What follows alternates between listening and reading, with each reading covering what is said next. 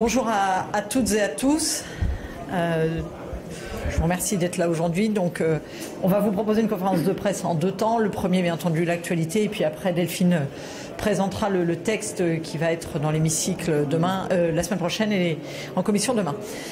Tout d'abord, pour être très clair, vous avez dû recevoir le communiqué de presse du groupe Les Démocrates hier.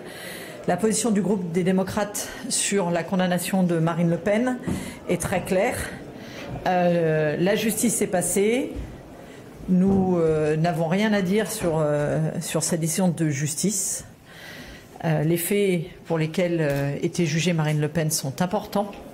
Et donc les peines sont à la hauteur des faits qui lui sont reprochés. Et en tout cas, nous déplorons, j'allais dire, la manière dont les juges sont mis un peu au pilori depuis quelques heures. Et nous apportons tout notre soutien, bien entendu, à la justice, aux juges. Maintenant qu'il y a une question sur l'exécution provisoire, bien dans ce cas-là, il faut qu'elle revienne dans l'hémicycle, cette question-là, puisque je vous rappelle que c'est la loi. Nous avons voté, enfin les députés ont voté cette loi il y a quelques années, donc les juges ont respecté la loi. Donc après, à voir s'il faut remettre ce débat dans l'hémicycle, mais en tout état de cause, la loi est la loi, et la loi est pareille pour tous. Voilà sur cette partie-là. Et pour compléter, on a beaucoup entendu hier, de la part du Rassemblement national en partie, ces propos comme quoi la démocratie serait bafouée. C'est tout le contraire qui s'est passé hier. La démocratie, c'est un système où les gens votent, ils votent pour des représentants, ces représentants votent des lois, et ces lois, elles sont appliquées par les juges. C'est ça la démocratie. Ça s'appelle tout simplement l'état de droit. Et ce qui s'est passé hier, c'est le respect complet sur toute la ligne de l'état de droit. Et remettre en cause la démocratie parce que quelqu'un a fauté, quelqu'un est puni par la loi qui est la loi issue de la souveraineté nationale, c'est ça qui est un déni de démocratie. C'est ça qui est scandaleux. Et d'ailleurs, vous l'aurez tous constaté, toutes les personnes qui sont venues au secours du Rassemblement national et de Marine Le Pen au niveau international hier sont des gens qui remettent en cause l'état de droit, qui remettent en cause l'organisation politique issue de la Seconde Guerre mondiale, qui remettent en cause tout simplement ce que nous avons collectivement construit en Europe et dans la civilisation occidentale depuis presque 80 ans, 100 ans et même avant, si on remonte à des grands moments comme notre Révolution française. Et c'est assez frappant hier de voir que le seul moment où Marine Le Pen essaye de s'accrocher à l'Europe, c'est de dire de rappeler que nous avons une Convention européenne des droits de l'homme. C'est assez surprenant. Justement, la Convention européenne des droits de l'homme, elle dit des choses très précises sur le respect de l'état de droit, et en rien, elle n'a été traitée différemment que ce qu'elle doit être, la façon dont elle devait être traitée en tant que citoyenne qui a commis des délits qui sont des délits graves. 4,100 millions de détournements d'argent public, ça a été prouvé, démontré. Et je crois que, voilà, à un moment donné, il faut respecter les règles démocratiques. Je pense que c'est important qu'on revienne clairement là-dessus. Oui. Comment expliquez-vous le trouble qui a été exprimé par le Premier ministre? Est-ce que c'est parce qu'il est lui-même dans les mêmes conditions que le Rassemblement national? Alors, deux choses. Premièrement, vous demanderez au Premier ministre et à ses équipes de s'expliquer. Nous sommes porte-parole du groupe et non pas porte-parole du gouvernement, premier point. Et deuxièmement, je m'inscris en faux sur ce que vous dites, c'est que le mouvement démocrate, ce n'est pas du tout les mêmes faits. Et nous, il y a eu un jugement. Ce jugement a remis en cause pour environ 200 000 € de contrat sur 15 ans, sur une période de 15 ans. Et sur cette période de 15 ans, les juges ont dit dans leur réquisitoire qu'il n'y avait pas de système organisé au mouvement démocrate sur cette question. Et que s'il y avait eu des fautes, c'était des fautes qui étaient sur des ajustements de contrats, et c'est vraiment à la marge 200 000 euros, alors c'est une somme qui paraît évidemment importante, mais 200 000 euros sur 15 ans. Je vous rappelle que chez nous, au Modem, nous avions mis en place un système qui était, que l'on pensait être suffisamment clair. Les gens avaient des doubles contrats, c'est-à-dire qu'ils avaient un contrat à mi-temps pour leur travail avec leurs parlementaires et un contrat à mi-temps pour leur travail avec le parti. Voilà. Les juges, d'ailleurs, ont à peu près... il y a juste voilà, la somme est très minime et c'est des ajustements, quelque chose qui n'a rien à voir avec cette pratique qui est une pratique industrielle et une pratique, faut le redire, assumée par des courriers, par des réunions sous témoins et puis même par une parole publique. Je rappelle qu'il y a des membres du Rassemblement national de haut poste qui ont dit « on reprend l'argent des Français ».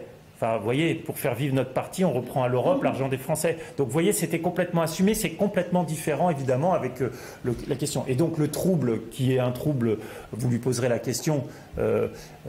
Voilà, le trouble, il est peut-être sur la question de l'exécution provisoire telle qu'elle a été fabriquée par les parlementaires, mais certainement pas en lien avec la situation du mouvement démocrate. J'entends que c'est à nous de poser la question au Premier ministre de savoir pourquoi il a été troublé, mais moi, ma question, c'est de savoir comment vous, député du Non. Vous m'avez compris.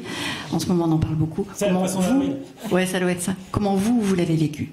Comment nous on l'a vécu? Le fait que le Premier ministre ait été troublé. Est-ce que c'est le rôle du Premier ministre de dire qu'il a été troublé? Comment vous, député du Modem, vous l'avez vécu? Vas-y. Alors, nous, députés du Modem, et on est porte-parole du groupe Modem, je vous l'ai dit tout à l'heure, on a fait un communiqué de presse hier. Nous ne sommes pas troublés.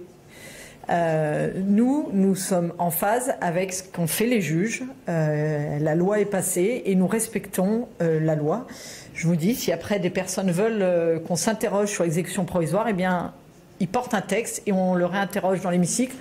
Mais n'oublions pas, quand cette exécution provisoire a été portée, nous étions dans un contexte quand même où les Français avaient envie qu'à un moment, certains politiques soient jugés aussi pour leurs actes.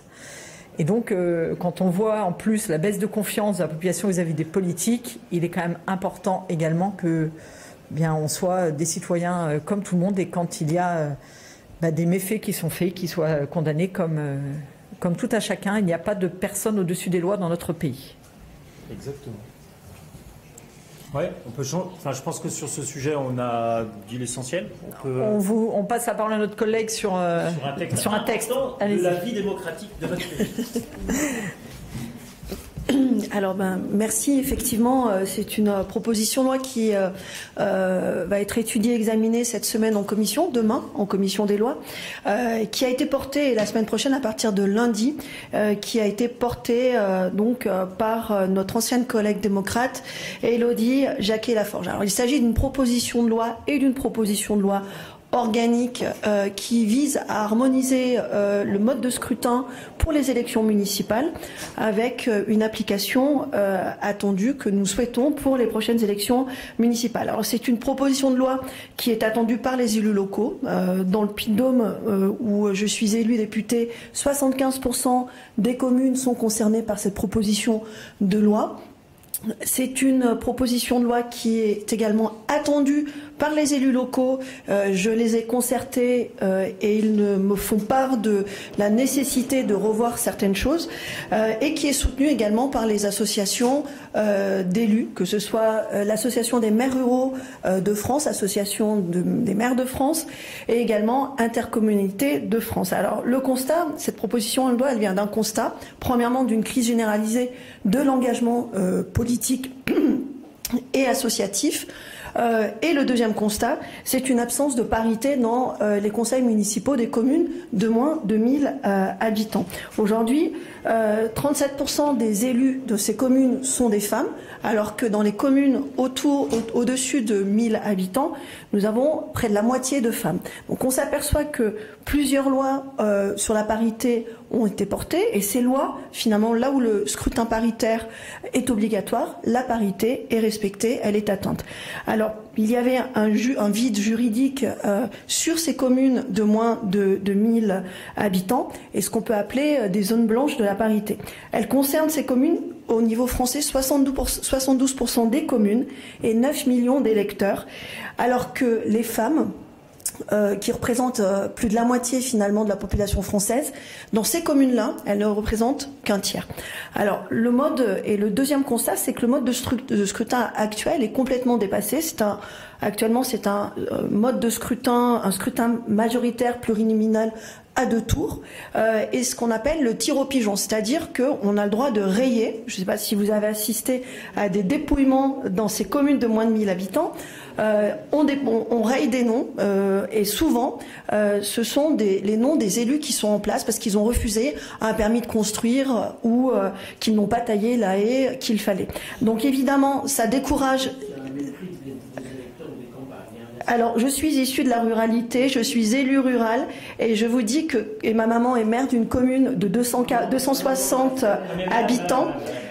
Commune de 260 habitants, je pense que la ruralité, je la connais, je suis vice-présidente du groupe d'études Amitié, vice-présidente du Parlement rural, je travaille avec Bernard Delcros du Sénat qui est président du Parlement rural. La ruralité, permettez-moi de vous dire que c'est un domaine sur lequel, où je vis et sur lequel que je connais particulièrement bien. Et ce que je peux vous dire, c'est que les élus sont découragés parce qu'ils sont justement rayés et que beaucoup ne se représentent pas parce qu'ils ne veulent pas passer cette épreuve du tir au pigeon. Ce qu'on appelle, et le président de l'association des maires ruraux qui rassemble tous les maires, toutes les communes rurales, partage complètement cet avis. Tout comme les maires avec qui je suis en contact, moi j'ai 98 communes dans ma circonscription, ils partagent tous cet avis. Alors le contenu de cette loi, c'est l'extension donc du scrutin de liste paritaire qui existe déjà pour les communes de plus de 1000 habitants aux communes de moins de 1000 habitants. Alors le Sénat a introduit des éléments de flexibilité qui sont très importants, qui permettent aussi de favoriser cette vitalité démocratique et notamment une flexibilité en termes de nombre de candidats, avec plus ou moins 2. Par exemple, pour une commune de moins de 100 habitants, le droit commun c'est 7 candidats. Aujourd'hui, on pourra avoir 5 candidats, 2 fois moins. Et on pourra en avoir 9 pour justement favoriser l'engagement, et on s'aperçoit qu'au fur et à mesure d'un mandat local, je connais bien, je suis dans un conseil municipal, il y a des démissions parce que c'est pas toujours évident d'être élu local, et donc ça va favoriser ça. 100 à 499 habitants, le droit commun c'est 11 candidats, et là on va pouvoir descendre jusqu'à 9 avec toujours une parité, une obligation de parité. Et par exemple, sur ces communes de 100 à 499 habitants, le nombre de femmes minimum sera de 4. 500 à 999 habitants, le droit commun c'est 15. Et là aussi, on va pouvoir descendre jusqu'à 13 habitants. Ça, c'est le premier assouplissement qui a été introduit par le Sénat. Il y en a d'autres, comme par exemple l'extension du principe de complétude aux communes de 500 à 999 habitants, qui, au lieu d'avoir obligatoirement 15 candidats, ne pourront en avoir que 13 dans ce principe de complétude. La dérogation aussi, un autre assouplissement, ça a été que, par exemple, on sait qu'il y a beaucoup d'élus qui démissionnent en cours de route par manque de temps, parce qu'ils se disent que l'engagement c'est prenant, qu'ils ont une vie familiale, qu'ils ont une vie professionnelle, qu'ils n'arrivent pas à tout gérer. Eh ben, un adjoint qui va démissionner avec ce nouveau mode de scrutin, s'il est un homme, ne sera pas obligatoirement remplacé par un homme, et vice versa, si c'est une femme, elle pourra être remplacée également par un homme. Alors, l'entrée en vigueur 2026, parce que moi je crois que nos élus locaux sont capables d'adaptabilité, comme l'ont été les candidats aux élections de mars 2014, où le mode de scrutin avait été modifié en mai 2013. Alors cette loi, elle apporte absolument aucune contrainte supplémentaire. Au contraire, ça simplifie les élections. C'est une commune, un projet et porté par une liste. Donc nous, au niveau du groupe démocrate, nous souhaitons, nous invitons nos collègues à adopter cette présente PPL et PPLO dans sa version issue du Sénat, parce que c'est un texte qui est équilibré, qui répond aux problématiques de nos communes rurales et de l'engagement dans nos communes rurales, et que c'est un texte qui est soutenu par toutes les associations d'élus.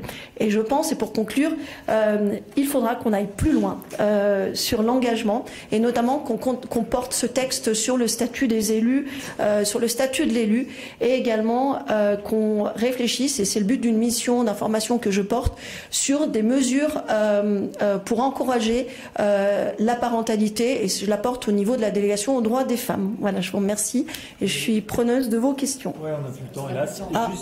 Juste rappel que c'était une loi dont l'auteur était l'excellente Élodie Jacquier-Laforge. Non, mais je le répète, c'était notre collègue qui a été vice-présidente de cette Assemblée, et c'est un beau texte, un vrai beau texte pour nos territoires et pour la parité. Merci. Et je suis à votre disposition si vous souhaitez m'écrire pour avoir des questions. Merci.